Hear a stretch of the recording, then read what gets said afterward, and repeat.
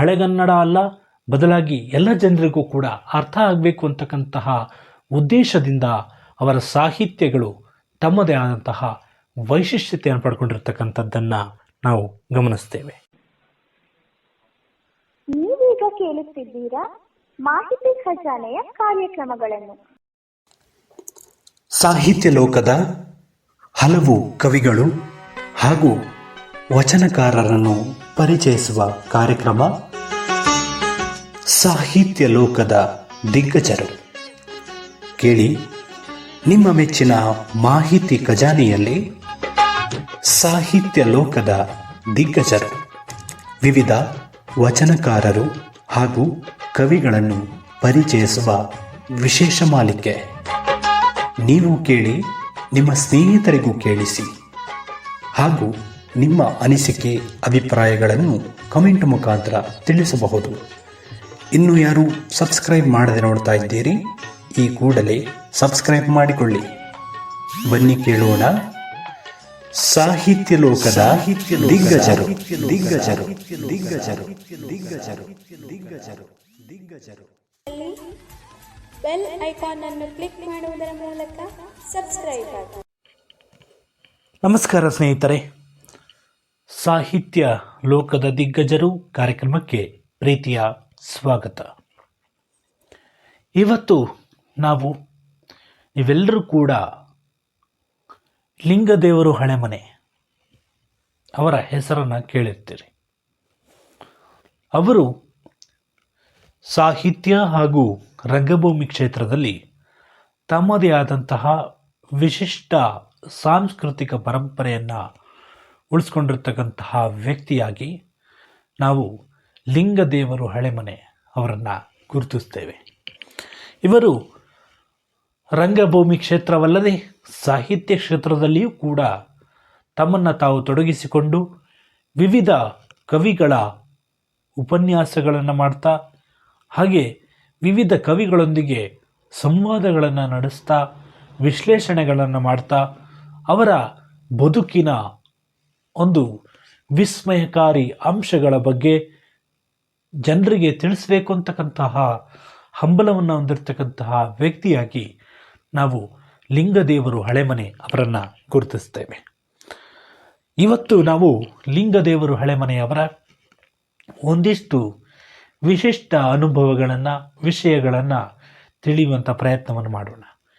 ಇನ್ನು ಯಾರು ಸಬ್ಸ್ಕ್ರೈಬ್ ಮಾಡದೆ ನೋಡ್ತಾ ಇದ್ದೀರಿ, ಈ ಕೂಡಲೇ ಸಬ್ಸ್ಕ್ರೈಬ್ ಮಾಡ್ಕೊಳ್ಳಿ. ಈ ಸಂಚಿಕೆ ಮುಗಿಯೋದ್ರೊಳಗಡೆ ನೀವು ಸಬ್ಸ್ಕ್ರೈಬ್ ಮಾಡಿಕೊಂಡ್ರೆ ನಿಮ್ಮೆಲ್ಲರಿಗೂ ಕೂಡ ಎಲ್ಲ ಸಂಚಿಕೆಗಳು ಕೂಡ ಎಲ್ರಿಗಿಂತ ಮೊದಲು ನೀವೇ ನೋಡ್ಬೋದು. ಬನ್ನಿ, ಹೆಚ್ಚು ತಡ ಮಾಡದೆ ಇವತ್ತಿನ ಸಂಚಿಕೆಯನ್ನು ಮುಂದುವರಿಸೋಣ. ಲಿಂಗದೇವರು ಹಳೆಮನೆ ಅವರು 1949ರಿಂದ 2011ರವರೆಗೆ ಇವರ ಒಂದು ಸಾಹಿತ್ಯ ಪರಂಪರೆಗಳು ಹಾಗೆ ಕರ್ನಾಟಕದಲ್ಲಿ ಇವರ ಒಂದು ವೈಶಿಷ್ಟ್ಯತೆಯನ್ನು ನಾವು ಗುರುತಿಸ್ಬೋದು. ಇನ್ನು ಇವರ ಕಾರ್ಯಕ್ಷೇತ್ರ ಅಂತಕ್ಕಂಥದ್ದು ಕೇವಲ ಒಂದಕ್ಕೆ ಮಾತ್ರ ಸೀಮಿತವಾಗಿರಲ್ಲ, ಒಂದು ಕ್ಷೇತ್ರಕ್ಕೆ ಮಾತ್ರ ಸೀಮಿತವಾಗಿರಲಿಲ್ಲ. ಬದಲಾಗಿ ಭಾಷಾಶಾಸ್ತ್ರಜ್ಞ, ಸಂಶೋಧಕ ಹಾಗೆ ಪ್ರಾಧ್ಯಾಪಕರಾಗಿ ತಮ್ಮ ಸೇವೆಯನ್ನು ಸಲ್ಲಿಸುವುದರ ಜೊತೆಗೆ ರಂಗಭೂಮಿ ಕ್ಷೇತ್ರದಲ್ಲಿ ತಮ್ಮದೇ ಆದಂತಹ ವೈಶಿಷ್ಟ್ಯತೆಯನ್ನು ಮೆರೆದಂತಹ ವ್ಯಕ್ತಿ ಲಿಂಗದೇವರು ಹಳೆಮನೆ ಅವರು. ಇದರ ಜೊತೆಗೆ ಸಾಹಿತ್ಯ ವಿಮರ್ಶಕ ಹಾಗೆ ನಾಟಕಕಾರರಾಗಿಯೂ ಕೂಡ ತಮ್ಮನ್ನು ತಾವು ಗುರುತಿಸಿಕೊಂಡಿದ್ದನ್ನು ಪ್ರಮುಖ ನೆಲೆಯಲ್ಲಿ ಗುರುತಿಸುತ್ತೇವೆ. ಇನ್ನು ಪ್ರಮುಖವಾಗಿ ಅವರ ಪ್ರಜ್ಞಾಪೂರ್ವಕ ಮಾತುಗಳು ಹಾಗೆ ಸಾಹಿತ್ಯ ಕ್ಷೇತ್ರ ಇರಬಹುದು, ರಂಗಭೂಮಿ ಕ್ಷೇತ್ರ ಇರಬಹುದು, ಯಾವುದೇ ಸಾಮಾಜಿಕ ಸಮಸ್ಯೆ ಇರಬಹುದು, ಇನ್ನು ಯಾವುದೇ ಒಂದು ರಾಜಕೀಯ ವ್ಯವಸ್ಥೆ ಇರಬಹುದು, ಇದರ ಬಗ್ಗೆ ಕಟುವಾಗಿ ಖಂಡಿಸ್ತಿದ್ದಂತಹ ವ್ಯಕ್ತಿಯಾಗಿ ನಾವು ಪ್ರೊಫೆಸರ್ ಲಿಂಗದೇವರು ಹಳೆಮನೆ ಅವರನ್ನು ನಾವು ಗುರುತಿಸ್ಬೋದು. ನೋಡಿ, ರಾಜಕೀಯ ಕ್ಷೇತ್ರದಲ್ಲಿ ಸಾಕಷ್ಟು ಒಂದು ವ್ಯವಸ್ಥೆಗಳು ಹಾಳಾದಂತಹ ಸಂದರ್ಭಗಳಲ್ಲಿ ಗಟ್ಟಿ ಧ್ವನಿಯಲ್ಲಿ ಅದನ್ನು ಖಂಡಿಸ್ತಕ್ಕಂಥದ್ದು, ಹಾಗೆ ಸಾಮಾಜಿಕ ಸವಾಲುಗಳಿರ್ಬೋದು, ರಂಗಭೂಮಿ ಕ್ಷೇತ್ರದ ಸವಾಲುಗಳಿರ್ಬೋದು, ಕವಿಗಳ ಪ್ರಶ್ನೆಗಳಿರ್ಬೋದು, ಕವಿಗಳಿಗೆ ಕೇಳ್ತಕ್ಕಂತಹ ಪ್ರಶ್ನೆಗಳಿರ್ಬೋದು, ಕವಿಗಳು ತಪ್ಪು ಮಾಡಿದಾಗ ತಿದ್ದತಕ್ಕಂತಹ ಒಂದು ಪರಿ ಇರ್ಬೋದು, ಇವೆಲ್ಲವೂ ಕೂಡ ಲಿಂಗದೇವರು ಹಳೆಮನೆಯವರ ಒಂದು ವಿಶೇಷತೆ ಅಂತಲೇ ಹೇಳ್ಬೋದು. ಇನ್ನು ಅವರ ಒಡನಾಡಿಗಳು ಏನಿದ್ದಾರೆ, ಈ ಒಡನಾಡಿಗಳ ವ್ಯಾಪ್ತಿಯು ಕೂಡ ಕನ್ನಡ ನಾಡಿನ ತುಂಬ ವ್ಯಾಪಿಸಿದ್ದನ್ನು ನಾವು ಪ್ರಮುಖ ನೆಲೆಯಲ್ಲಿ ಗುರುತಿಸ್ಬೋದು. ಇವರನ್ನ ಕಂಡ್ರೆ ಯಾವುದೇ ಒಬ್ಬ ಕವಿಯಾಗಲಿ ದ್ವೇಷ ಭಾವನೆಯನ್ನು ಇಟ್ಕೊಳ್ಳೋದಾಗಲಿ ಅಥವಾ ಇವರ ಒಂದು ವ್ಯಕ್ತಿತ್ವ ಏನಿತ್ತು ಇದು ಎಲ್ರಿಗೂ ಕೂಡ ಮೆಚ್ಚುಗೆ ಆಗ್ತಾ ಇತ್ತು. ಎಲ್ಲ ಕವಿಗಳು ಕೂಡ ಇವರಿಗೆ ಬೆಂಬಲವನ್ನು ನೀಡ್ತಾ ಹಾಗೆ ಪ್ರೀತಿಯನ್ನು ತೋರಿಸ್ತಾ ಮುಂದೆ ಸಾಗ್ತಿದ್ದಂತಹ ಸನ್ನಿವೇಶಗಳನ್ನು ಕೂಡ ಇಲ್ಲಿ ನಾವು ಗಮನಿಸ್ಬೋದು. ಇನ್ನು ವೃತ್ತಿ ಮತ್ತು ಪ್ರವೃತ್ತಿಯನ್ನು ನೋಡಿದಾಗ, ಈ ಎರಡಕ್ಕೂ ಕೂಡ ತಾಳೆ ಮಾಡಿ ನೋಡಿದಾಗ, ಇವರು ವೃತ್ತಿಯಲ್ಲಿ ಶಿಕ್ಷಕರಾಗಿ ಪ್ರಾಧ್ಯಾಪಕರಾಗಿ ತಮ್ಮ ಒಂದು ವೃತ್ತಿಯನ್ನು ಪ್ರಾರಂಭ ಮಾಡಿದಂತಹ ಸನ್ನಿವೇಶದಲ್ಲಿ ಮೈಸೂರಿನ ಭಾರತೀಯ ಭಾಷಾ ಶಾಸ್ತ್ರಜ್ಞರಾಗಿ, ಅಂದರೆ ಅಲ್ಲಿ ಭಾಷಾಶಾಸ್ತ್ರಜ್ಞರಾಗಿ ಭಾರತೀಯ CAIL ಅಂತ ಹೇಳ್ತಾರೆ ಅದಕ್ಕೆ. ಸೊ ಅಲ್ಲಿ ಭಾಷಾಶಾಸ್ತ್ರಜ್ಞರಾಗಿ ಇದ್ದಂಥದ್ದನ್ನು, ಅವರ ವೃತ್ತಿ ಆರಂಭಗೊಂಡಿದ್ದನ್ನು ನಾವು ಪ್ರಮುಖವಾಗಿ ಇಲ್ಲಿ ಗುರುತಿಸ್ಬೋದು.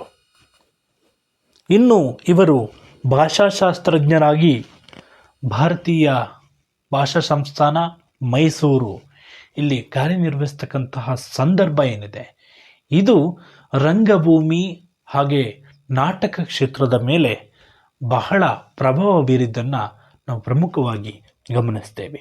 ಕನ್ನಡ ಸಾಹಿತ್ಯದ ಬಗ್ಗೆ ಆಳವಾದ ಅಧ್ಯಯನ ಹಾಗೆ ಕನ್ನಡದ ಒಂದು ಪ್ರೀತಿ ಅಭಿಮಾನಗಳನ್ನು ಇವರನ್ನು ನೋಡಿ ನಾವು ಕಲ್ತ್ಕೋಬೇಕಾಗುತ್ತೆ.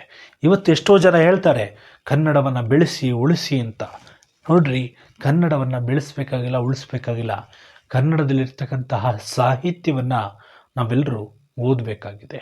ಸೊ ಕನ್ನಡದ ಸಾಹಿತ್ಯವನ್ನು ಹೇಗೆ ನಾವು ಬರಿಬೇಕು, ಅದರಲ್ಲಿ ಏನಿದೆ, ಅದರ ಒಳಗಡೆ ಏನಿದೆ, ಕನ್ನಡ ಸಾಹಿತ್ಯದ ಹಳೆಗನ್ನಡ ಹೇಗಿರುತ್ತೆ, ಹೊಸಗನ್ನಡ ಹೇಗಿರುತ್ತೆ ಅನ್ನೋದನ್ನು ಅರ್ಥ ಮಾಡಿಕೊಂಡಾಗ ಮಾತ್ರ ನಾವು ಭಾಷಾಶಾಸ್ತ್ರಜ್ಞರಾಗೋದಕ್ಕಿಂತ ಮುಂಚೆ ನಾವೊಬ್ಬ ಒಳ್ಳೆಯ ಕನ್ನಡಿಗರಾಗಿ ಬದುಕೋದಕ್ಕೆ ಸಾಧ್ಯವಾಗುತ್ತೆ. ಸೊ ಹಾಗಾಗಿ ನವೆಂಬರ್ 1 ಬಂದ ತಕ್ಷಣ ಕನ್ನಡ ರಾಜ್ಯೋತ್ಸವ ಅಂತ ಹೇಳಿ ಇಡೀ ಭೂಮಂಡಲದಲ್ಲಿ ಕನ್ನಡ ಹಾಡುಗಳನ್ನ ಕೇಳಿದ್ರೆ ಸಾಧ್ಯವಾಗಲ್ಲ. ಬದಲಾಗಿ ಈ ರೀತಿಯ ಕವಿಗಳ ಏನು ಆದರ್ಶಗಳೇನಿರ್ತವೆ ಅವುಗಳನ್ನ ನಮ್ಮ ಬದುಕಿನಲ್ಲಿ ಅಳವಡಿಸ್ಕೊಂಡಾಗ ಮಾತ್ರ ಯಾವತ್ತಾದರೂ ಒಮ್ಮೆ ನಮ್ಮ ಭಾಷೆಯ ಮೇಲೆ ನಮಗೆ ಅಭಿಮಾನ ಮೂಡೋದಕ್ಕೆ ಸಾಧ್ಯವಾಗುತ್ತೆ. ಸೊ ನಿಜ ಹೇಳಬೇಕಂದ್ರೆ ನನಗೂ ಕೂಡ ಕನ್ನಡ ಭಾಷೆ ಗೊತ್ತಿರಲಿಲ್ಲ ಕಣ್ರಿ.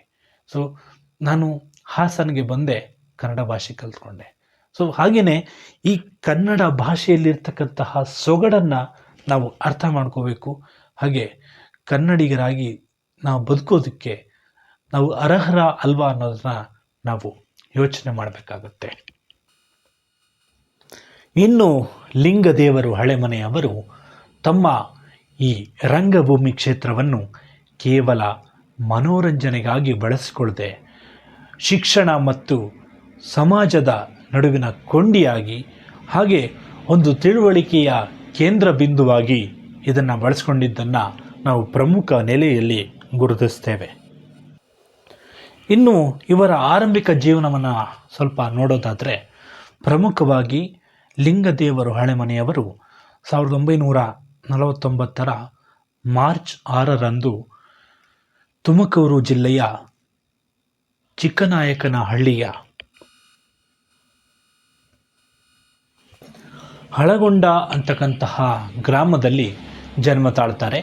ಇವರು ಮೈಸೂರು ವಿಶ್ವವಿದ್ಯಾನಿಲಯದಲ್ಲಿ ಕನ್ನಡ ವಿಷಯದಲ್ಲಿ ಸ್ನಾತಕೋತ್ತರ MA ಪದವಿಯನ್ನು ಪಡೆದುಕೊಳ್ತಾರೆ.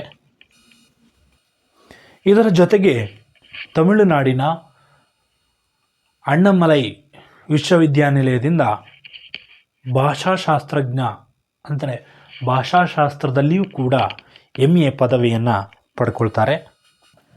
ಇನ್ನು ಇವರು ಗಳಿಸಿಕೊಂಡಂತಹ ಈ ಎರಡೂ ಪದವಿಗಳು ಏನಿದೆ, ಕನ್ನಡ ಸಾಹಿತ್ಯದಲ್ಲಿರ್ಬೋದು ಹಾಗೆ ಭಾಷಾಶಾಸ್ತ್ರದಲ್ಲಿರ್ಬೋದು, ಇದು ಬಹಳ ಗಟ್ಟಿಯಾದಂತಹ ಅಡಿಪಾಯವನ್ನು ಹಾಕಿಕೊಟ್ಟಿದ್ದನ್ನು ಗಮನಿಸ್ತೇವೆ. ರಂಗಭೂಮಿ ಕ್ಷೇತ್ರ ಹಾಗೆ ನಾಟಕ ಕ್ಷೇತ್ರ, ಸಾಹಿತ್ಯ ಕ್ಷೇತ್ರದಲ್ಲಿ ತಮ್ಮನ್ನು ತಾವು ತೊಡಗಿಸಿಕೊಳ್ಳೋದಕ್ಕೆ ಇದು ಬಹಳ ಒಂದು ಕೇಂದ್ರ ಬಿಂದುವಾಗಿ ನಿಂತಿದ್ದನ್ನು ನಾವು ಪ್ರಮುಖವಾಗಿ ಗುರುತಿಸ್ತೇವೆ. ಇನ್ನು 1973ರಿಂದ 2009ರವರೆಗೆ ಮೈಸೂರಿನ ಭಾರತೀಯ ಭಾಷಾ ಸಂಸ್ಥಾನದಲ್ಲಿ ಬಹಳಷ್ಟು ಸೇವೆಯನ್ನು ಮಾಡಿದ್ದಾರೆ. ಸುಮಾರು 3.5 ದಶಕಗಳ ಕಾಲ ನಿರಂತರವಾಗಿ ಕನ್ನಡ ಸಾಹಿತ್ಯದಲ್ಲಿ ತಮ್ಮದೇ ಆದಂತಹ ಛಾಪು ಮೂಡಿಸಿದಂತಹ ವ್ಯಕ್ತಿಯಾಗಿ, ಸಂಶೋಧಕರಾಗಿ, ಶಿಕ್ಷಕರಾಗಿ, ಬೋಧಕರಾಗಿ ಇವರು ಗುರುತಿಸಿಕೊಂಡಿದ್ದನ್ನು ನಾವು ಪ್ರಮುಖವಾಗಿ ಗುರುತಿಸ್ತೇವೆ. ಇನ್ನು ಭಾಷಾ ತಂತ್ರಗಳು ಹಾಗೆ ಮಾಧ್ಯಮಗಳು, ಭಾಷಾ ಮಾಧ್ಯಮಗಳು ಇವೆಲ್ಲದರ ಮುಖ್ಯಸ್ಥರಾಗುವುದರ ಜೊತೆಗೆ ಮಂದಾಕಿಣಿ ಅಂತಕ್ಕಂತಹ ಯೋಜನೆಯನ್ನು ಇವರು ಭಾಷಾ ಮಂದಾಕಿಣಿ ಅಂತಕ್ಕಂತಹ ಯೋಜನೆಯ ಮೂಲಕ ಇವರು ಭಾಷೆಯ ಬಗ್ಗೆ ಇರ್ತಕ್ಕಂತಹ ಒಂದು ಅಭಿಮಾನವನ್ನು ತೋರ್ಪಡಿಸಿದ್ದನ್ನು ಪ್ರಮುಖವಾಗಿ ಗುರುತಿಸ್ತೇವೆ. ನಾವು ಮುಖ್ಯವಾಗಿ ಭಾಷೆಗಳನ್ನು ಕಲಿತ್ಕೊಳ್ಳೋದು ಇಲ್ಲಿ ಬಹಳ ಮುಖ್ಯವಾಗುತ್ತೆ. ಯಾವುದೇ ಒಬ್ಬ ವ್ಯಕ್ತಿ ಒಂದು ಪದವಿಯನ್ನು ತೆಗೆದುಕೊಳ್ತಾನೆ ಅಥವಾ ಒಂದು ಸ್ನಾತಕೋತ್ತರ ಪದವಿಯನ್ನು ತೆಗೆದುಕೊಳ್ತಾನೆ ಅಂದಾಗ ಆತನಿಗೆ ಭಾಷೆ ಅಂತಕ್ಕಂಥದ್ದು ಇಲ್ಲಿ ಬಹಳ ಮುಖ್ಯವಾಗುತ್ತೆ. ಭಾಷೆಯನ್ನು ಹೇಗೆ ಕಲಿಬೇಕು, ಯಾವ ಯಾವ ತತ್ವಗಳನ್ನ ಅಳವಡಿಸ್ಕೋಬೇಕು, ಯಾವ ಯಾವ ತಂತ್ರಗಳಿವೆ, ಈಗ ಆಧುನಿಕ ತಂತ್ರಜ್ಞಾನಗಳನ್ನು ನಾವು ಭಾಷೆಯನ್ನು ಕಲಿಯೋದಕ್ಕೆ ಹೇಗೆ ಬಳಸ್ಕೋಬಹುದು, ಇವೆಲ್ಲವನ್ನು ಪ್ರೊಫೆಸರ್ ಲಿಂಗದೇವರು ಹಳೆಮನೆ ಅವರ ಒಂದು ಕಾರ್ಯಾವಧಿಯಲ್ಲಿ ನಾವು ಗುರುತಿಸ್ಬೋದಾಗಿತ್ತು. ಇನ್ನು ಭಾರತದ ವಿವಿಧ ಭಾಗಗಳಿರ್ಬೋದು, ಇನ್ನು ವಿದೇಶದಿಂದ ಬರ್ತಕ್ಕಂತಹ ವ್ಯಕ್ತಿಗಳಿಗೆ ಕನ್ನಡ ಕಲಿಸ್ತಕ್ಕಂತಹ ಪ್ರಯತ್ನದಲ್ಲಿಯೂ ಕೂಡ ಇವರನ್ನು ತೊಡಗಿಸಿಕೊಳ್ಳುವುದಕ್ಕಾಗಿ ಇವರು ಆ ಒಂದು ಕ್ಷೇತ್ರದಲ್ಲಿಯೂ ಕೂಡ ಮುಖ್ಯಸ್ಥರಾಗಿ ಕಾರ್ಯನಿರ್ವಹಿಸಿದರು. ಅಂದರೆ ಇದರಿಂದ ಏನಾಗುತ್ತೆ ಅಂದರೆ ನಮ್ಮ ಭಾಷೆಯನ್ನು ಇನ್ನೊಬ್ಬರಿಗೆ ಕಲಿಸ್ತಕ್ಕಂಥದ್ದು. ವಿದೇಶದಿಂದ ಬರ್ತಾರೆ, ಅವರಿಗೆ ಕನ್ನಡ ಭಾಷೆ ಗೊತ್ತಿರೋದಿಲ್ಲ. ಆ ಕನ್ನಡ ಭಾಷೆಯನ್ನು ಕಲಿಸ್ತಕ್ಕಂತಹ ಒಂದು ಪ್ರಯತ್ನವನ್ನು ನಮ್ಮ ಪ್ರೊಫೆಸರ್ ಲಿಂಗದೇವರು ಹಳೆಮನೆಯವರು ಮಾಡಿದ್ದನ್ನು ನಾವು ಗುರುತಿಸ್ಬೋದು. ನೋಡಿ ಸ್ನೇಹಿತರೆ, ನಾವು ಭಾಷೆಯನ್ನು ಅವ್ರ ಭಾಷೆಯಲ್ಲೇ ಮಾತಾಡೋ ಬದಲು ನಮ್ಮ ಭಾಷೆಯನ್ನು ಕಲಿಸ್ತಕ್ಕಂಥದ್ದು ಇದು ಒಂದು ವಿಶಿಷ್ಟ ಪ್ರಯತ್ನ ಅಂತಲೇ ಹೇಳ್ಬೋದು. ನಾವು ನಮಗೆ ಆಂಗ್ಲ ಭಾಷೆ ಬರದೇ ಇದ್ದರೂ ಕೂಡ ಯಾವುದೋ ಒಂದು ಆಂಗ್ಲ ಭಾಷೆ ಮಾತಾಡ್ತೀವಿ. ಇನ್ನು ಬೇರೆ ಬೇರೆ ಭಾಷೆಗಳನ್ನ ಕಲಿಯೋದು ತಪ್ಪು ಅಂತಲ್ಲ, ಆದರೆ ತಪ್ಪಾಗಿ ಮಾತನಾಡಿ ನಾವು ನಗೆಪಾಟ್ಲಿಗೆ ಗುರಿಯಾಗೋದು ತಪ್ಪು ಅನಿಸುತ್ತೆ ನನ್ನ ಪ್ರಕಾರ. ಸೊ ನಮಗೆ ಭಾಷೆ ಗೊತ್ತಿಲ್ಲ ಅಂದರೆ ತಿಳ್ಕೊಂಡು ಮಾತಾಡೋದು ಒಂದು ಒಳ್ಳೆಯ ಅಭ್ಯಾಸ. ಇನ್ನೊಂದು, ನಮ್ಮ ಸ್ನೇಹಿತರಿರ್ತಾರೆ, ನಮ್ಮ ಬಂಧುಗಳಿರ್ತಾರೆ, ಅವ್ರ ಜೊತೆಲಿ ನಾವು ಆ ಭಾಷೆಗಳನ್ನು ಮಾತಾಡ್ತಾ ಕಲಿತಕ್ಕಂತಹ ಪ್ರಯತ್ನವನ್ನು ಮಾಡಬೇಕಾಗಿದೆ. ಇವತ್ತು ನಾವು ಬೇರೆ ಭಾಷೆಗಳನ್ನು ಕಲಿಯೋದು ತಪ್ಪು ಅಂತಲ್ಲ, ನಮ್ಮ ಭಾಷೆಯನ್ನು ಹೀಯಾಳಿಸ್ತಕ್ಕಂಥದ್ದು, ನಮ್ಮ ಭಾಷೆಯಲ್ಲಿ ಮಾತನಾಡದೇ ಇರ್ತಕ್ಕಂಥದ್ದು ಇದು ಎಷ್ಟರ ಮಟ್ಟಿಗೆ ಸರಿ ಅಂತ ತಮ್ಮ ಆತ್ಮಸಾಕ್ಷಿಗೆ ತಾವೇ ಯೋಚನೆ ಮಾಡ್ಕೋಬೇಕು. ಈ ಪ್ರಕಾರವಾಗಿ ವಿದೇಶದಿಂದ ಬಂದಂತಹ ಹಲವಾರು ವ್ಯಕ್ತಿಗಳಿಗೆ ಕನ್ನಡವನ್ನು ಕಲಿಸ್ತಕ್ಕಂತಹ ಪ್ರಯತ್ನವಾಗಿ ನಮ್ಮ ಪ್ರೊಫೆಸರ್ ಲಿಂಗದೇವರು ಹಳೆಮನೆಯವರು ಮಾಡಿದಂತಹ ಕಾರ್ಯವನ್ನು ಕೂಡ ಇಲ್ಲಿ ನಾವು ನೆನೆಯಬಹುದು.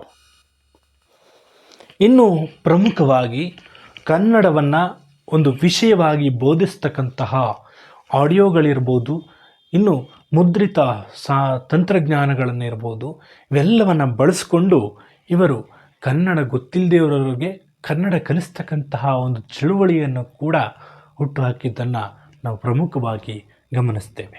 ಈ ಆಡಿಯೋ ತಂತ್ರಜ್ಞಾನಗಳು ಏನಿದೆ, ಈ ಆಡಿಯೋ ತಂತ್ರಜ್ಞಾನಗಳ ಮೂಲಕ ನಾವು ಕನ್ನಡವನ್ನು ಕಲಿಯೋದಕ್ಕೆ ಸಾಧ್ಯ ಇದೆ. ಹಾಗೆ ಕನ್ನಡವನ್ನು ಒಂದು ಬೋಧಕ ವಿಷಯವಾಗಿ ಮಾಡಬೇಕು ಅಂತಕ್ಕಂತಹ ಇವರ ಒಂದು ಪ್ರಯತ್ನ ನಿಜಕ್ಕೂ ಕೂಡ ಅವಿಸ್ಮರಣೀಯ ಅಂತಲೇ ನಾವು ಹೇಳ್ಬೋದು. ಇನ್ನು ಕನ್ನಡ ಭಾಷೆಗೆ ಶಾಸ್ತ್ರೀಯ ಸ್ಥಾನಮಾನವನ್ನು ತಂದುಕೊಡುವುದರಲ್ಲಿ, ಹಾಗೆ ಕನ್ನಡ ವಿಶ್ವಕೋಶವನ್ನು, ಕನ್ನಡ ಭಾಷೆಯ ಒಂದು ಬೆಳವಣಿಗೆಯನ್ನು ಇವರು ಮಾಡಿದ್ದನ್ನು ಪ್ರಮುಖ ನೆಲೆಯಲ್ಲಿ ಗುರುತಿಸ್ತೇವೆ. ಅಂದರೆ ಈ ಕವಿಗಳ ಒಂದು ಪ್ರಯತ್ನ ಏನಿದೆ, ಇದು ನಿಜಕ್ಕೂ ಕೂಡ ಒಬ್ಬ ಭಾಷಾಶಾಸ್ತ್ರಜ್ಞ ಮಾಡ್ತಕ್ಕಂತಹ ಒಂದು ಪ್ರಯತ್ನವಾಗಿ ನಾವು ಗುರುತಿಸೋದಲ್ಲ, ಬದಲಾಗಿ ಒಬ್ಬ ಕನ್ನಡಿಗನಾಗಿ ನನಗೆ ಹೆಮ್ಮೆ ಆಗುತ್ತೆ. ಸೊ ಯಾಕೆಂದರೆ ಒಂದು ವಿಷಯ ಏನು ಅಂದರೆ, ಕೇವಲ ಕನ್ನಡವನ್ನು ಬೆಳೆಸಿ ಉಳಿಸಿ ಅಂತ ಹೇಳೋದಲ್ಲ, ಬದಲಾಗಿ ಅವರು ತಮ್ಮ ಕಾರ್ಯಗಳ ಮೂಲಕ ಹೇಗೆ ನಮಗೆ ತೋರ್ಪಡಿಸಿದ್ದಾರೆ ಅನ್ನೋದನ್ನು ನೀವೆಲ್ಲರೂ ಕೂಡ ಈಗಾಗಲೇ ಕೇಳ್ತಾ ಇದ್ದೀರಿ. ಸೊ ಅವರ ಒಂದು ವ್ಯಕ್ತಿತ್ವ, ಅವರ ಆ ಭಾಷಾಶಾಸ್ತ್ರಜ್ಞರ ಒಂದು ಮನಸ್ಥಿತಿ ಹೇಗಿತ್ತು ಅನ್ನೋದನ್ನು ನಾವಿಲ್ಲಿ ಅರ್ಥ ಮಾಡ್ಕೊಳ್ಳೋದಕ್ಕೆ ಸಾಧ್ಯವಾಗುತ್ತೆ. ಇದೇ ಪ್ರಕಾರವಾಗಿ ಕನ್ನಡ ಸಾಹಿತ್ಯದಲ್ಲಿ, ಕನ್ನಡದಲ್ಲಿ ಭಾಷಾ ಸ್ಥಾನಮಾನ ಅದರ ಒಂದು ಮಹತ್ವವನ್ನು ಅರ್ಥ ಮಾಡ್ಕೊಳ್ಳೋದಕ್ಕೂ ಕೂಡ ಇದು ಸಾಧ್ಯವಾಗುತ್ತೆ. ಇನ್ನು ಹಲವಾರು ನಿಘಂಟುಗಳು, ವಿಶ್ವಕೋಶಗಳು ಇವೆಲ್ಲವೂ ಕೂಡ ಕನ್ನಡ ಭಾಷೆ ಗೊತ್ತಿಲ್ಲದೆ ಇರೋರಿಗೆ ಕನ್ನಡ ಕಲಿಸೋದಕ್ಕೆ ಇದೊಂದು ಮಾದರಿಯಾಗಿ, ಒಂದು ಹೊಸ ಆವಿಷ್ಕಾರವಾಗಿ ನಾವು ಗುರುತಿಸ್ತೇವೆ. ಇನ್ನು ಶೈಕ್ಷಣಿಕ ಕ್ಷೇತ್ರಕ್ಕೆ ಬಂದಾಗ ಪ್ರಮುಖವಾಗಿ ವಯಸ್ಕರ ಶಿಕ್ಷಣ ಇರ್ಬೋದು, ಅನೌಪಚಾರಿಕ ಶಿಕ್ಷಣ ಇರ್ಬೋದು, ಇದರ ಮುಖ್ಯಸ್ಥರಾಗಿ, ಈ ಒಂದು ಇಲಾಖೆಯ ಮುಖ್ಯಸ್ಥರಾಗಿ ಕಾರ್ಯನಿರ್ವಹಿಸ್ತಕ್ಕಂತಹ ಸಂದರ್ಭದಲ್ಲಿ ಇವರಿಗೆ ಒಂದು ಮಾಧ್ಯಮದ ಅವಶ್ಯಕತೆ ಇತ್ತು. ಅಂದರೆ ಸಾಮಾಜಿಕ ಸಂದೇಶಗಳನ್ನ ಕೊಡಬೇಕು ಅಂತಕ್ಕಂತಹ ಒಂದು ಹೊಸ ಆಸೆ ಹುಟ್ಕೊಳ್ತು. ಆಗೇನು ಮಾಡಿದ್ರು, ಈ ರಂಗಭೂಮಿ ಕ್ಷೇತ್ರವನ್ನು ಅವರು ಸಮರ್ಪಕವಾಗಿ ಬೆಳೆಸ್ಕೊಂಡ್ರು. ಇದರಿಂದ ಏನಾಯಿತು, ನಾನು ಶಿಕ್ಷಣವನ್ನು ಮುಂದುವರಿಸ್ದಾಗೂ ಆಯಿತು, ಹಾಗೆ ನಾಟಕ ಕ್ಷೇತ್ರದಲ್ಲಿ ಒಂದು ಬೆಳವಣಿಗೆ ಹೊಂದೋದಕ್ಕೂ ಕೂಡ ಇದು ಅವಕಾಶವನ್ನು ಕಲ್ಪಿಸ್ಕೊಡ್ತು ಅಂತ ಹೇಳಿ ಅವರು ಒಂದು ಸಂದರ್ಶನದಲ್ಲಿ ಹೇಳ್ತಕ್ಕಂಥದ್ದನ್ನು ನಾವು ಗಮನಿಸ್ತೇವೆ. ನೋಡಿ, ಹೀಗೆ ಲಿಂಗದೇವರು ಹಳೆಮನೆ, ಕ್ಷಮಿಸಿ ಅವರ ಹೆಸರನ್ನು ತಪ್ಪು ಹೇಳಿದ್ರೆ ದಯವಿಟ್ಟು ಕ್ಷಮಿಸಿ, ಲಿಂಗದೇವರು ಹಳೆಮನೆ ಅವರ ಒಂದು ವ್ಯಕ್ತಿತ್ವ ನಿಜಕ್ಕೂ ಕೂಡ ಎಲ್ರಿಗೂ ಕೂಡ ಮಾದರಿ ಆಗ್ತಕ್ಕಂಥದ್ದನ್ನು ನಾವು ಗಮನಿಸ್ತೇವೆ. ಪ್ರಮುಖವಾಗಿ ಸಾಕ್ಷರತೆ ಹಾಗೆ ಅಕ್ಷರದ ಮಹತ್ವ, ಇದಿಷ್ಟೇ ಅಲ್ಲದೆ ಜನಸಂಖ್ಯೆ ಹೆಚ್ಚಳದ ಮಹತ್ವವನ್ನು ಅರ್ಥ ಮಾಡಿಸ್ಬೇಕು ಅಂತಕ್ಕಂತಹ ಉದ್ದೇಶದಿಂದ ಮೊದಲಿಗೆ ಆರಂಭಗೊಂಡಿದ್ದೇ ಬೀದಿ ನಾಟಕ. ಈ ಬೀದಿ ನಾಟಕಗಳನ್ನು ರಚನೆ ಮಾಡುವುದರ ಮೂಲಕ, ಇವರು ಪ್ರದರ್ಶನ ಮಾಡುವುದರ ಮೂಲಕ, ಊರೂರುಗಳಲ್ಲಿ ಪ್ರದರ್ಶನ ಮಾಡುವುದರ ಮೂಲಕ ಜನರಲ್ಲಿ ಅರಿವು ಮೂಡಿಸ್ತಕ್ಕಂತಹ ಪ್ರಯತ್ನವಾಗಿ ಮೊದಲಿಗೆ ಪ್ರಾರಂಭಗೊಂಡಿದ್ದನ್ನು, ನಾಟಕ ಕ್ಷೇತ್ರ, ರಂಗಭೂಮಿ ಕ್ಷೇತ್ರ ಮೊದಲಿಗೆ ಪ್ರಾರಂಭವಾಗಿದ್ದನ್ನು ನಾವು ಗಮನಿಸ್ತೇವೆ. ಇನ್ನು ಇದು ಕೇವಲ ಮನೋರಂಜನೆಗೆ ಆಗಿರಲಿಲ್ಲ, ಅವರ ಶೈಕ್ಷಣಿಕ ಅನುಭವ ಅಂತಕ್ಕಂಥದ್ದೇನಿದೆ ಅದು, ಹಾಗೆ ಅವರಲ್ಲಿ ಮೂಡಿದ್ದಂತಹ ಒಂದು ಆಲೋಚನೆಯಾಗಿ ಇದನ್ನು ನಾವು ಗುರುತಿಸ್ತೇವೆ. ಇವರು ಮಾಡಿದಂತಹ ಈ ಪ್ರಯತ್ನದಿಂದ ಹಲವರು ಒಳ್ಳೆಯ ದಾರಿಯಲ್ಲಿ ನಡೆದರು. ಇದರಿಂದಾಗಿ ಏನಾಯಿತು, ಎಲ್ಲ ಜನರಲ್ಲೂ ಕೂಡ ಜಾಗೃತಿ ಮೂಡಿಸ್ತಕ್ಕಂತಹ ಪ್ರಯತ್ನ, ಹಾಗೆ ಲಿಂಗದೇವರು ಹಳೆಮನೆಯವರ ಜವಾಬ್ದಾರಿಯೂ ಕೂಡ ಹಾಗೆ ಇದನ್ನು ನಿಭಾಯಿಸಿದ್ದನ್ನು ನಾವು ಪ್ರಮುಖವಾಗಿ ಗುರುತಿಸ್ತೇವೆ. ಇನ್ನು ಮುಂದಿನದಾಗಿ ರಂಗಭೂಮಿ ಕ್ಷೇತ್ರಕ್ಕೆ ನಮ್ಮ ಪಯಣ. ಲಿಂಗದೇವರು ಹಳೆಮನೆಯವರು ರಂಗಭೂಮಿ ಕ್ಷೇತ್ರದಲ್ಲಿ ತಮ್ಮದೇ ಆದಂತಹ ಹೊಸ ಒಂದು ತಂಡವನ್ನು ಕಟ್ಕೊಂಡ್ರು. ಇದು ರಂಗ ಸಂಸಾರಕ್ಕೆ ಬಂತು. ಅದು ಸಮುದಾಯ ಅಂತಕ್ಕಂತಹ ಒಂದು ತಂಡದ ಮೂಲಕ ಈ ನಾಟಕಗಳನ್ನು ರಚನೆ ಮಾಡೋದರ ಮೂಲಕ ಒಂದು ವ್ಯವಸ್ಥಿತವಾದಂತಹ ವ್ಯವಸ್ಥೆಯನ್ನು ಕಲ್ಪಿಸಿಕೊಡೋದರ ಮೂಲಕ ರಂಗಭೂಮಿ ಕ್ಷೇತ್ರದಲ್ಲಿ ತಮ್ಮ ಹೊಸ ಹೊಸ ಯೋಜನೆಗಳನ್ನು ಪ್ರಕಟ ಮಾಡೋದಕ್ಕೆ ಒಂದು ಸಂಸ್ಥೆಯ ಅವಶ್ಯಕತೆ ಇತ್ತು. ಆ ಸಂಸ್ಥೆಯನ್ನು ಕಟ್ಟಿಕೊಂಡು ಇವರು ಕೂಡ ಆ ಸಂಸ್ಥೆಯ ಒಬ್ಬ ವ್ಯವಸ್ಥಾಪಕರಾಗಿದ್ದನ್ನು ನಾವು ಪ್ರಮುಖವಾಗಿ ಗುರುತಿಸ್ತೇವೆ. ಇನ್ನು ತಮ್ಮ ಮೊದಲ ನಾಟಕ ಕೊನೆಗಾಣ ಅಂತಕ್ಕಂಥದ್ದು, ಇದು ಪ್ರಮುಖವಾಗಿ ಮೈಸೂರಿನಲ್ಲಿ ಹೋಟೆಲ್ನಲ್ಲಿ ಒಬ್ಬ ಕೆಲಸಗಾರ ಕಾರ್ಮಿಕರು ಕೆಲಸ ಕಳಿಸ್ಕೊಂಡಂತಹ ಪ್ರಸಂಗವನ್ನು ಇಟ್ಕೊಂಡು ಬರೆದಂತಹ ಒಂದು ನಾಟಕ, ಬಹಳ ಯಶಸ್ವಿಯನ್ನು ಪಡ್ಕೊಂಡಂತಹ ಒಂದು ನಾಟಕವಾಗಿ ಇದನ್ನು ಗುರುತಿಸ್ತೇವೆ. ಕೊನೆಗಾನ ಅಥವಾ ಕೊನೆಗಾಣದ ಹೋರಾಟ ಅಂತಕ್ಕಂತಹ ಈ ನಾಟಕ ಏನಿದೆ, ಇದು ಜನರ ಮನಸ್ಸಿನಲ್ಲಿ ಬಹಳ ಪ್ರಭಾವ ಬೀರ್ತು. ಇದರಿಂದಾಗಿ ಹೋಟೆಲ್ ಉದ್ಯಮಿಗಳು ನಡೆಸ್ತಕ್ಕಂತಹ ಉದ್ಯಮಿಗಳ ಜೊತೆ ಮಾತುಕತೆ ನಡೆಸೋದ್ರ ಮೂಲಕ ಹೋಟೆಲ್ ಉದ್ಯಮದಲ್ಲಿ ಕೆಲಸ ಮಾಡ್ತಕ್ಕಂಥವರಿಗೆ ಒಂದು ಆಧಾರವಾಗಿ ಈ ನಾಟಕ ನಿಂತ್ಕೊಳ್ತು. ಅಂದರೆ ಅವ್ರನ್ನ ಕೆಲಸದಿಂದ ತೆಗೆದುಹಾಕಿದ್ರೂ ಕೂಡ ಇವರ ಒಂದು ಈ ನಾಟಕವನ್ನು ನೋಡಿದಂತಹ ಸಂದರ್ಭದಲ್ಲಿ ಆ ನಾಟಕದಿಂದ ಪರಿವರ್ತನೆಗೊಂಡು ಅದರ ಶಕ್ತಿಯಿಂದಾಗಿ ಮತ್ತೆ ಅವರು ಕೆಲಸಕ್ಕೆ ಹೋಗುವ ಹಾಗೆ ಮಾಡಿಕೊಟ್ಟಿದ್ದು ಇವರ ಒಂದು ವೈಶಿಷ್ಟ್ಯ ಅಂತಲೇ ನಾವು ಹೇಳ್ಬೋದು. ಅಂದರೆ ಒಂದು ನಾಟಕ ಎಷ್ಟು ಪ್ರಭಾವ ಬೀರುತ್ತೆ ಅನ್ನೋದಕ್ಕೆ ಇದು ಕೂಡ ಒಂದು ಉದಾಹರಣೆಯಾಗಿ ನಾವು ಗುರುತಿಸ್ಬೋದು.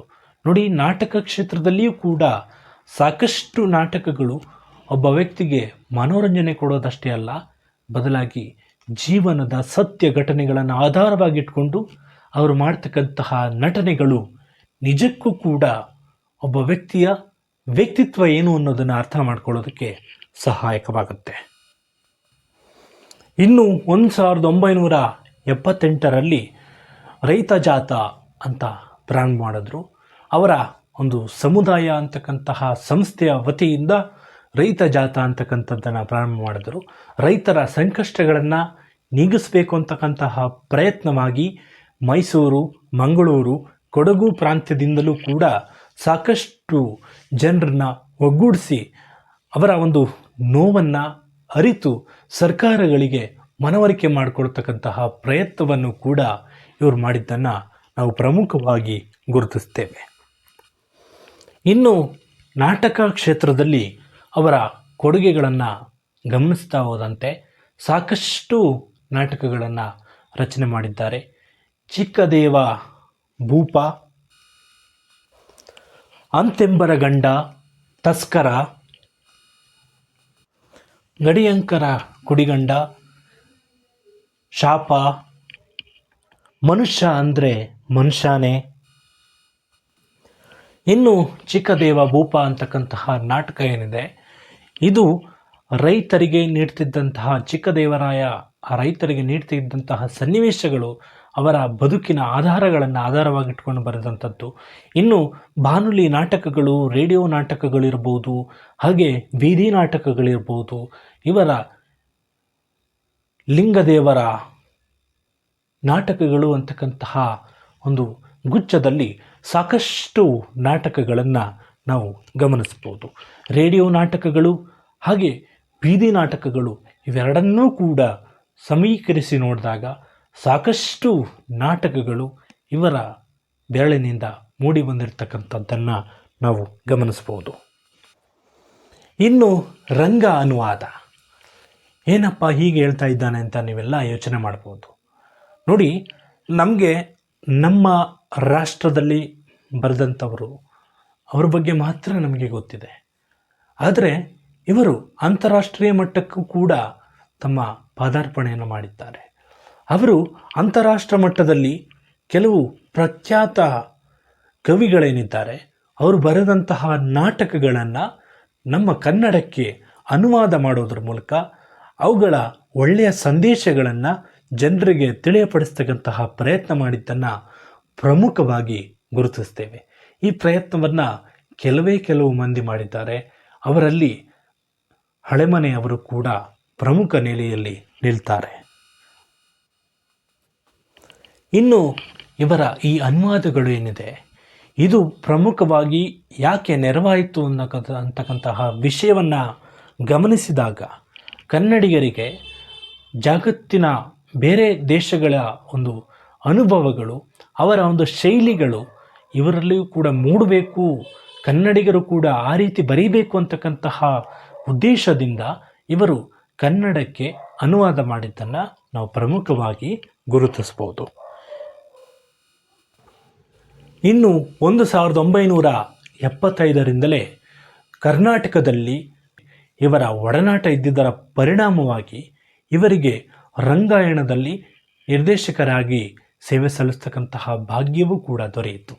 ಇದರಿಂದಾಗಿ ಏನಾಯಿತು ಅಂದರೆ ರಂಗಕ್ಷೇತ್ರದಲ್ಲಿ ಕರ್ನಾಟಕದಲ್ಲಿ ಬದಲಾವಣೆ ತರಬೇಕು ಅಂತಕ್ಕಂತಹ ಉದ್ದೇಶದಿಂದ ಇವರು ತಮ್ಮದೇ ಆದಂತಹ ಹೊಸ ವೈಶಿಷ್ಟ್ಯತೆಯನ್ನು ಬೆಳೆಸ್ಕೊಂಡಿದ್ದನ್ನು ನಾವು ಗಮನಿಸ್ಬೋದು.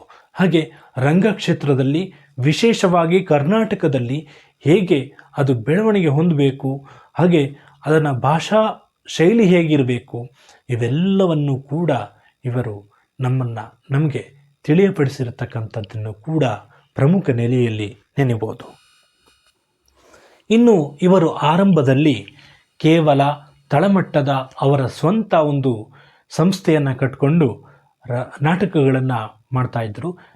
ನಂತರದಲ್ಲಿ ಕರ್ನಾಟಕ ಸರ್ಕಾರ ನಿರ್ಮಾಣ ಮಾಡಿದಂತಹ ರಂಗಾಯಣದಲ್ಲಿ ಇವರಿಗೆ ಸ್ಥಾನಮಾನ ಸಿಕ್ತು. ಇದರಿಂದ ಏನಾಯಿತು ಅಂದರೆ ಅಂತಾರಾಷ್ಟ್ರೀಯ ಮಟ್ಟಕ್ಕೆ, ರಾಷ್ಟ್ರೀಯ ಮಟ್ಟಕ್ಕೆ ನಮ್ಮ ಕರ್ನಾಟಕದ ಹೆಮ್ಮೆಯ ರಂಗಾಯಣ ಬೆಳೆಯೋದಕ್ಕೆ ಸಹಕಾರಿಯಾಯಿತು. ಇದಿಷ್ಟೇ ಅಲ್ಲದೆ ಇವರ ಬೆಳವಣಿಗೆ ಮಾತ್ರ ಅಲ್ಲ, ಬದಲಾಗಿ ಇವರ ಕಾರ್ಯಕ್ಷಮತೆ, ಇವರು ಮಾಡ್ತಿದ್ದಂತಹ ಸೇವೆಗಳು ಎಲ್ರಿಗೂ ಕೂಡ ತಿಳಿಯೋದಕ್ಕೂ ಕೂಡ ಇದು ಸಹಕಾರಿಯಾಯಿತು. ಇದರ ಪರಿಣಾಮವಾಗಿ ಕರ್ನಾಟಕದಲ್ಲಿ ರಂಗಾಯಣಕ್ಕೆ ಬಹಳ ಮಹತ್ವ ಒದಗಿ ಬಂದಿದ್ದನ್ನು ನಾವು ಗಮನಿಸ್ಬೋದು. ಇನ್ನು ಈ ಎಲ್ಲ ವ್ಯವಸ್ಥೆಗಳನ್ನು ಸರಿಪಡಿಸಬೇಕು ಅಂತಕ್ಕಂತಹ ಉದ್ದೇಶದಿಂದಾಗಿ ರಂಗಭೂಮಿ ಕ್ಷೇತ್ರದಲ್ಲಿ, ವಿಶೇಷವಾಗಿ ರಂಗಾಯಣದಲ್ಲಿ ಬದಲಾವಣೆಯನ್ನು ತರಬೇಕು, ಹೋರಾಟದಿಂದ ತಾವು ಗಳಿಸಿಕೊಂಡಿದ್ದಂತಹ ಆದರ್ಶಗಳನ್ನು ಇಲ್ಲಿ ಸಮರ್ಪಕವಾಗಿ ಬಳಸಿಕೊಂಡು ಈ ರಂಗಾಯಣವನ್ನು ಎತ್ತರಕ್ಕೆ ಏರಿಸಬೇಕು ಅಂತಕ್ಕಂತಹ ಅವರ ಕನಸು ನನಸಾಗಿದ್ದನ್ನು ಕೂಡ ಪ್ರಮುಖವಾಗಿ ನಾವು ಗುರುತಿಸ್ತೇವೆ. ಇದೀಗ ಸಾಹಿತ್ಯ ಕ್ಷೇತ್ರವನ್ನು ನಾವು ನೋಡುವಂತಹ ಪ್ರಯತ್ನವನ್ನು ಮಾಡೋಣ. ಸಾಹಿತ್ಯ ಕ್ಷೇತ್ರದಲ್ಲಿ ಲಿಂಗದೇವರು ಹಳೆಮನೆಯವರ ಪಾತ್ರ ಏನು ಅನ್ನೋದನ್ನು ಅರ್ಥೈಸಿಕೊಳ್ಳತಕ್ಕಂತಹ ಪ್ರಯತ್ನ ಈಗ. ಚಿಂತನ, ಕಾವ್ಯಾನುಸಂಧಾನ ಅಂತಕ್ಕಂತಹ ಬರಹಗಳು ಪ್ರಮುಖವಾಗಿ ನಮ್ಮ ಲಿಂಗದೇವರು ಹಳೆಮನೆಯವರು ಕೇವಲ ರಂಗಭೂಮಿ ಕ್ಷೇತ್ರಕ್ಕೆ ಮಾತ್ರ ಸಂಬಂಧಪಟ್ಟವರಲ್ಲ. ಇವರು ಕಾವ್ಯ ಇರ್ಬೋದು, ಸಾಹಿತ್ಯ ಇರ್ಬೋದು, ಈ ಸಾಹಿತ್ಯ ಕ್ಷೇತ್ರದ ಹಲವು ಮಜಲುಗಳನ್ನು ತಮ್ಮ ಬರಹಗಳ ಮೂಲಕ, ತಮ್ಮ ಅಂಕಣಗಳ ಮೂಲಕ ಜನಮನ ಸೆಳೆದದ್ದನ್ನು ಪ್ರಮುಖವಾಗಿ ಗುರುತಿಸ್ತೇವೆ. ಅದರಲ್ಲಿ ಕಾವ್ಯಾನುಸಂಧಾನ, ಚಿಂತನ ಮತ್ತು ಸಮಯಿತ ಇವರ ಪ್ರಕಟಿತ ಕೃತಿಗಳನ್ನು ನಾವು ಇಲ್ಲಿ ಗುರುತಿಸ್ಬೋದು. ಈ ಮೂರೂ ಕೃತಿಗಳು ಕೂಡ ತಮ್ಮ ವೈಶಿಷ್ಟ್ಯತೆಯನ್ನು ಪಡ್ಕೊಂಡು ಕನ್ನಡ ಸಾಹಿತ್ಯದಲ್ಲಿ ಕಾವ್ಯ ಪರಂಪರೆಯನ್ನು ತಿಳಿಯಪಡಿಸಿರ್ತಕ್ಕಂಥದ್ದನ್ನು ನಾವು ಗಮನಿಸ್ತೇವೆ. ದೀಪದಾರಿ ಅಂತಕ್ಕಂಥದ್ದು ಇವರ ಪ್ರಮುಖ ಕವನ ಸಂಕಲನ. ಇನ್ನು ಮತ್ತೊಂದು ಕವನ ಸಂಕಲನ ಅಂದರೆ ಕಾಲ. ಈ ಎರಡೂ ಕವನ ಸಂಕಲನಗಳ ಗಮನಿಸಿದಾಗ ಅವರ ಆಧುನಿಕ ಬರಹಗಳು ಹಾಗೆ ಆಗಿನ ಬರಹಗಳ ಒಂದು ಬದಲಾವಣೆಯನ್ನು ಕೂಡ ನಾವು ಗಮನಿಸ್ಬೋದು. ರೊಮ್ಯಾಂಟಿಕ್ ಶೈಲಿಗಳು ಹಾಗೆ ಆ ಬರಹಗಳ ಒಂದು ವೈಶಿಷ್ಟ್ಯತೆಯನ್ನು ಅರ್ಥ ಮಾಡಿಕೊಳ್ಳೋದಕ್ಕೆ ಈ ಕವನ ಸಂಕಲನಗಳು ನಮಗೆ ಸಹಾಯ ಮಾಡ್ತವೆ. ಹಳೆಗನ್ನಡ ಅಲ್ಲ, ಬದಲಾಗಿ ಎಲ್ಲ ಜನರಿಗೂ ಕೂಡ ಅರ್ಥ ಆಗಬೇಕು ಅಂತಕ್ಕಂತಹ ಉದ್ದೇಶದಿಂದ ಅವರ ಸಾಹಿತ್ಯಗಳು ತಮ್ಮದೇ ಆದಂತಹ ವೈಶಿಷ್ಟ್ಯತೆಯನ್ನು ಪಡ್ಕೊಂಡಿರ್ತಕ್ಕಂಥದ್ದನ್ನು ನಾವು ಗಮನಿಸ್ತೇವೆ. ಇನ್ನು ಅವರು ನಿಯತಕಾಲಿಕೆಗಳಿಗೆ ಅಂಕಣಗಳನ್ನು ಕೂಡ ಬರಿತಾ ಇದ್ದರು. ಈ ಅಂಕಣಗಳನ್ನು ಪ್ರಮುಖವಾಗಿ ರೂಪಗಳನ್ನು ದಾಟಿ ಸಂದರ್ಭ ಈ ಪುಸ್ತಕಗಳಲ್ಲಿ ಸಂಕಲನ ಮಾಡಿ ಇಡಲಾಗಿದೆ. ಅಂದರೆ ಇದನ್ನು ರಕ್ಷಣೆ ಮಾಡಲಾಗಿದೆ. ಅಂದರೆ ನಿಯತಕಾಲಿಕೆಗಳಲ್ಲಿ ಬರ್ತಿದ್ದಂತಹ ಲೇಖನಗಳನ್ನು ಇಲ್ಲಿ ಸಂಗ್ರಹ ಮಾಡಿ ಇಡಲಾಗಿದೆ. ಇನ್ನು ಸಂಶೋಧನಾ ಕ್ಷೇತ್ರವನ್ನು ಗಮನಿಸಿದಾಗ ಸಂಶೋಧನೆಯಲ್ಲಿಯೂ ಕೂಡ ಬಹಳಷ್ಟು ಶ್ರಮಪಟ್ಟಿದ್ದನ್ನು ನಾವು ಗಮನಿಸ್ತೇವೆ. ಇದರಲ್ಲಿ ಪ್ರಮುಖವಾಗಿ ಸಾಂಸ್ಕೃತಿಕ ಹಿನ್ನೆಲೆಗಳು ಹಾಗೆ ಸಂಶೋಧನೆಯಲ್ಲಿ ಸಾಂಸ್ಕೃತಿಕತೆ ಮತ್ತಿತರ ಅಂಶಗಳನ್ನು ಆಧಾರವಾಗಿಟ್ಕೊಂಡು ಕೆಲವು ಸಂಶೋಧನೆಗಳನ್ನು ಕೂಡ ಇವರು ಮಾಡಿದ್ದಾರೆ. ಇದರ ಜೊತೆಗೆ ಅರಿವು ಕುರುಬು ಅಂತಕ್ಕಂತಹ ಪತ್ರಿಕೆಯ ಸಂಪಾದಕರಾಗಿಯೂ ಕೂಡ ಇವರು ಕಾರ್ಯನಿರ್ವಹಿಸಿದ್ದಾರೆ. ಇದಿಷ್ಟೇ ಅಲ್ಲದೆ ಮಂದಾಕಿಣಿ ಅಂತಕ್ಕಂತಹ ಯೋಜನೆಯ ಮೂಲಕ ಕನ್ನಡ ಸಾಹಿತ್ಯದಲ್ಲಿ ತಮ್ಮದೇ ಆದಂತಹ ಹೊಸ ವೈಶಿಷ್ಟ್ಯತೆಯನ್ನು ಬರೆದು ಚೈತನ್ಯವನ್ನು ಮೂಡಿಸಿರ್ತಕ್ಕಂಥದ್ದನ್ನು ನಾವು ಗಮನಿಸಬಹುದು. ಇನ್ನು ಇವರಿಗೆ ಹಲವಾರು ಪ್ರಶಸ್ತಿಗಳು ಮುಡಿಗೇರಿದ್ದನ್ನು ಕೂಡ ಪ್ರಮುಖವಾಗಿ ಗುರುತಿಸ್ತೇವೆ. ಕನ್ನಡ ಸಾಹಿತ್ಯದ ಒಂದು ಕ್ಷೇತ್ರಕ್ಕಾಗಿ ಕನ್ನಡ ಸಾಹಿತ್ಯ ಅಕಾಡೆಮಿ ನೀಡ್ತಕ್ಕಂತಹ ಪ್ರಶಸ್ತಿ ಇರಬಹುದು. ಇನ್ನು ಕರ್ನಾಟಕ ನಾಟಕ ಅಕಾಡೆಮಿ ಪ್ರಶಸ್ತಿ, ಹಾಗೆ ಕನ್ನಡ ರಾಜ್ಯೋತ್ಸವ ಪ್ರಶಸ್ತಿ, ಹಾಮಾನಾಯಕ್ ಪ್ರಶಸ್ತಿ, ಇನ್ನು KV ಸುಬ್ಬಣ್ಣ ಪ್ರಶಸ್ತಿ ನಾಟಕ ಕ್ಷೇತ್ರಕ್ಕೆ. ಇಷ್ಟೆಲ್ಲ ಸಾಧನೆಗಳನ್ನು ಮಾಡೋದರ ಮೂಲಕ ಲಿಂಗದೇವರು ಹಳೆಮನೆ ಅವರು 2011ರಲ್ಲಿ ತಮ್ಮ 62ನೇ ವಯಸ್ಸಿನಲ್ಲಿ ವಿಧಿವಶರಾದರು. ಇಷ್ಟೆಲ್ಲ ಸಾಧನೆಗಳನ್ನು ಮಾಡೋದರ ಮೂಲಕ ರಂಗಭೂಮಿ, ನಾಟಕ ಕ್ಷೇತ್ರ, ಸಾಹಿತ್ಯ ಲೋಕ ಎಲ್ಲವನ್ನೂ ಕೂಡ ಬೆಳಗಿದ ಈ ವ್ಯಕ್ತಿಗೆ ಭಾವಪೂರ್ಣ ಶ್ರದ್ಧಾಂಜಲಿಯನ್ನು ಸಲ್ಲಿಸ್ತಾ ಈ ಒಂದು ಸಂಚಿಕೆಯನ್ನು ಮುಗಿಸ್ತಾ ಇದ್ದೀವಿ. ಮತ್ತೆ ಮುಂದಿನ ಸಂಚಿಕೆಯಲ್ಲಿ ಮತ್ತಷ್ಟು ವಿಶೇಷತೆಯೊಂದಿಗೆ ನಿಮ್ಮನ್ನು ಭೇಟಿಯಾಗ್ತೀನಿ. ಅಲ್ಲಿಯವರೆಗೂ ಮಾಹಿತಿ ಖಜಾನೆಯ ಕಾರ್ಯಕ್ರಮಗಳನ್ನ ಕೇಳಿಸ್ತಾ ಇರಿ. ಇನ್ನು ಯಾರು ಸಬ್ಸ್ಕ್ರೈಬ್ ಮಾಡದೆ ನೋಡ್ತಾ ಇದ್ದೀರಿ, ಈ ಕೂಡಲೇ ಸಬ್ಸ್ಕ್ರೈಬ್ ಮಾಡ್ಕೊಳ್ಳಿ. ಕರೆಂಟ್ ಸೆಟ್ಟಿಂಗಲ್ಲಿ ಆಲ್ ಅಂತ ಸೆಲೆಕ್ಟ್ ಮಾಡ್ಕೊಳ್ಳಿ. ಆವಾಗ ಮಾತ್ರ ನಾವು ಅಪ್ಲೋಡ್ ಮಾಡುವ ಎಲ್ಲ ವಿಡಿಯೋ ನೋಟಿಫಿಕೇಷನ್ ಎಲ್ಲರಿಗಿಂತ ಮೊದಲು ನೋಡ್ಬೋದು ಅಂತ ಹೇಳ್ತಾ ಮತ್ತೆ ಭೇಟಿಯಾಗೋಣ. ಜೈ ಹಿಂದ್.